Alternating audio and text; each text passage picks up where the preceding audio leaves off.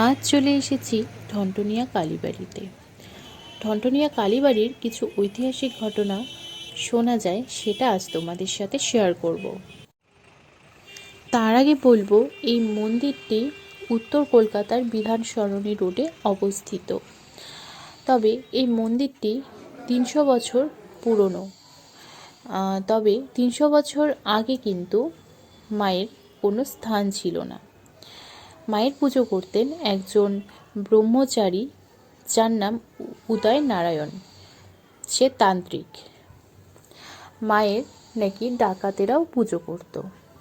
তবে সে অসুস্থ হয়ে যাবার পর, সে যখন মৃত্যু শয্যায়, তখন একজনকে সে এই মায়ের দায়িত্ব দিয়ে যান।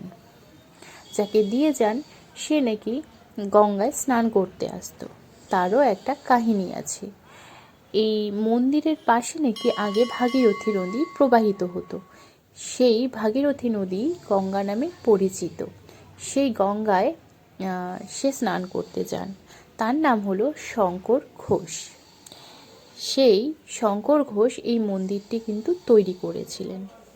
এবং মায়ের পাশে যে রামকৃষ্ণের কাটআউটটা তোমরা দেখছো, তারই শিষ্য হলেন শঙ্কর ঘোষের নাতি সুবোধ ঘোষ। এটি হলো সেই তন্ত্রের জায়গা। এখানে উদয়নারায়ণ তন্ত্র করতেন। তবে আরও শোনা যায়, রামকৃষ্ণ নাকি মাকে দারচিনি দিয়ে পুজো করে তার মনস্কামনা জানাতেন। সেজন্য এখানে কথিত আছে যে মাকে যার মনের ইচ্ছে জানায়, সে কিন্তু দারচিনি দিয়েই মাকে মনের ইচ্ছে জানায়, এবং মা কিন্তু তার সব ইচ্ছে পূরণ করেন। কিন্তু মা কিন্তু পাথরের মূর্তি নয়, মাকে কিন্তু মাটি দিয়েই তৈরি করা হয়েছে। এবং মায়ের গা ভর্তি রূপোর তৈরির অলংকার আছে। তবে মাকে বছর বছর আবার নতুন করে রং করা হয়। তবে এই মন্দিরে 3টি গেট আছে। কিন্তু এই মন্দিরের একটি পুজোর নিয়ম হলো, পুজো দিলে পর পুরোহিত কিন্তু মালা বা যাই দেবেন না কেন, সেটা কিন্তু ছুঁড়ে ফেলার নিয়ম। কারণ সেই সময় ডাকাতেরা পুজো করত।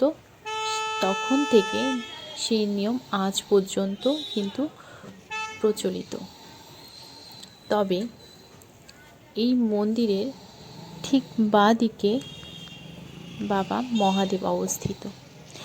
সেখানেও কিন্তু নিত্য পুজো করা হয় এবং অনেক দর্শনার্থী ভিড় থাকে।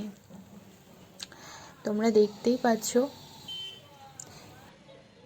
তবে আজ এইটুকুই। আবার নেক্সট ভিডিওতে তোমাদের সাথে দেখা হচ্ছে। জয় মা ঠনঠনিয়া। সবার মঙ্গল করো মা।